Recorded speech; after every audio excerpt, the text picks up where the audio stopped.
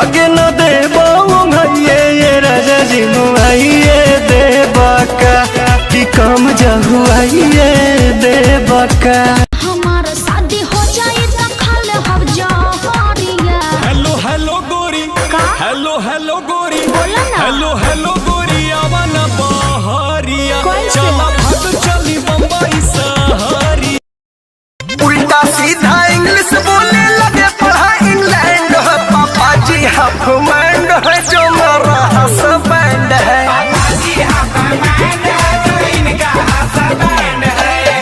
साझे से नाच देखे गईला बारात में भइल बड़ा हे हर अपन में हर छोड़ी रात में ओनिए क देला भोर हरिया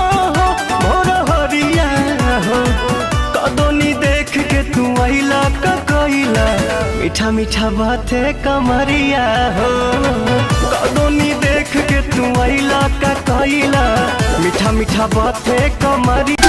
करिले पढ़ाई ए राजा